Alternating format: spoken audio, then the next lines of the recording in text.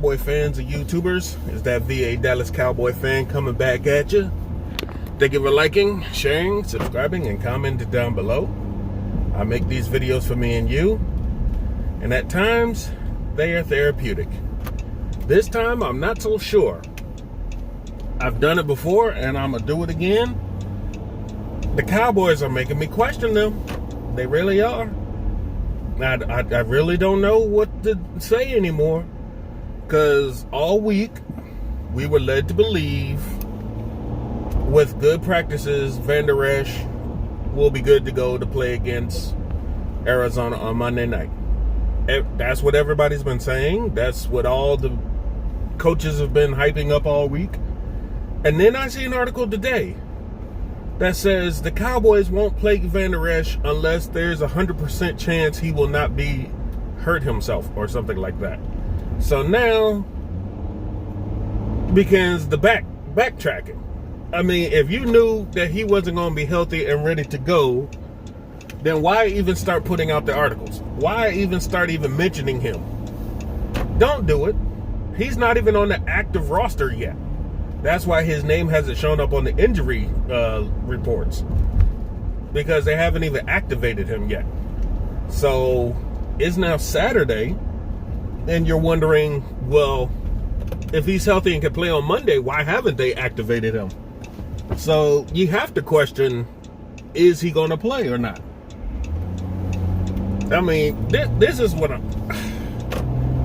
saying, man. Why do the Cowboys do this? They always give us these little glimmer of hopes in somebody's injury status, or, you know, a free agent, as everybody keeps trying to get. And they keep giving out hints and glimpses and, you know, try to make it cute and politically correct, getting fans' hopes up. And then they just crush all your hopes the next day or in the same day, depending on who you talk to. Because you have multiple reports always about everything Cowboys. One day it's going to be good news, one day it's bad news. I mean, lest we go into the Dak Prescott saga, the Earl Thomas saga, the Jamal Adams saga, Dez Bryant, DeMarcus Lawrence, Ezekiel Elliott, T.O., Tony Romo. I mean, this is what it's like under Jerry Jones. You always give us fans faith and hope, and then you squash it. This is an organizational thing. This is not a player thing. Because if Van Der Esch wasn't ready to go and you weren't planning to activate him for this game, don't talk about it. Don't bring him up. If the reporters ask you a question, just say no comment and move on to the next question. Because that's stupid. Why do y'all keep asking or answering these questions when you know there's never going to happen? You did it with La'el Collins day after day in an interview. Oh, he looks this way, he looks that way. Could he be coming back? Who knows? We don't know. And then if you don't know, then don't talk about it. Just no comment. Move on. Stop giving them answers like there's hope, and then you're gone for the season, you know? How's Tyron Smith? Oh, he's good to go. How'd he look after the game? He looked good, had no problems. 2 days later, he's going on IR. He needs surgery. What? You did it last year with Van Der Esch. Oh, it looks like a neck stinger. He could be out a week. It could be 2 weeks. Once he gets healthy, he'll be fine. Weeks and weeks go by. He'll need season-ending surgery, so he's out. Why don't you just tell us that? In fact, don't bring it up. Don't say it anymore. If Van Der Esch is ready to go, and a lot of you fans have already pointed out that 5 weeks from a collarbone surgery is not enough time to be healthy, y'all might be on to something. And these Cowboys are just feeding us horse crap like they always do. They keep feeding us horse crap, and we just sop it up. Like, why? If the man's not healthy, don't talk about him like he's healthy. Don't imply that he could go Monday night if he's not going to go. That's a waste of our time. Why even report that? You got us out here talking about it on YouTube and out on the social media and all these ESPN reports and all that. But he's not going to play if you don't activate him, huh? Just little marionettes on the strings, right? Just playing all our fans. That's what the Cowboys do. And yet, we're still here. I think we are gluttons for punishment. It's gotta be. We're just so used to the glory days that now that we suck a lot, we just don't know what to do with ourselves. We always look for any kind of glimmer of hope when it's looking like there is none. We're not like Cincinnati or, Cleveland or something, where your glory days were back when, there were world championships, not Super Bowls.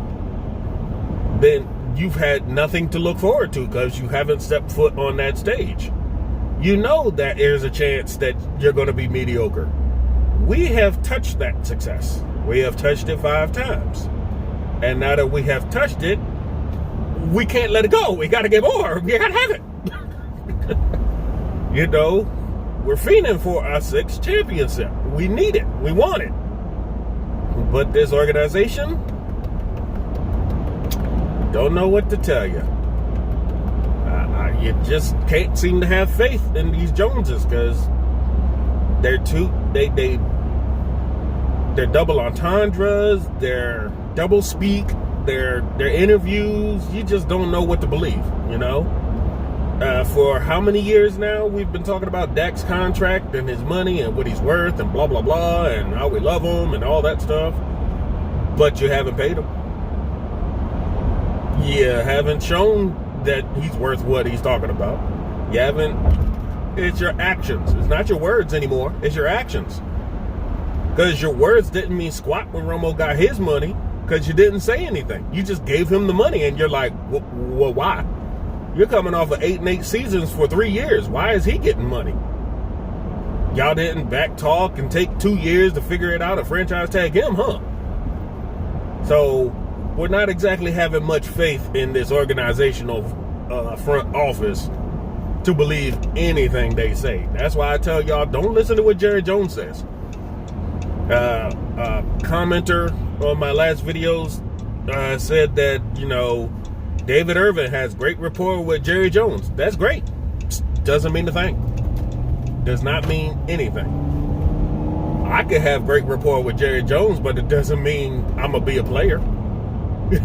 It doesn't mean anything.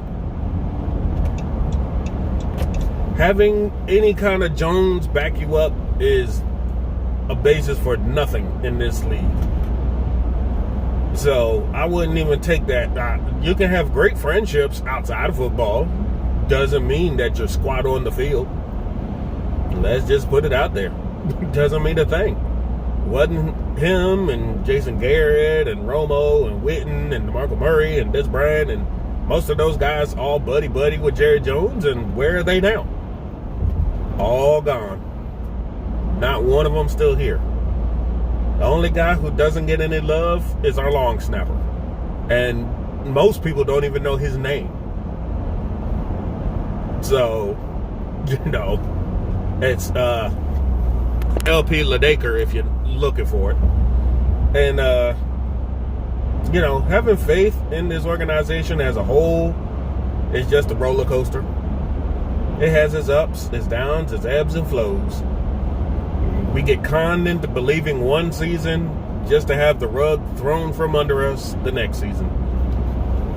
So until our organization proves that they can get their stuff right and can provide a consistently winning team, not just one season, not just every other season, a consistent winner, then we're just not going to have too much faith in this organization to get stuff done.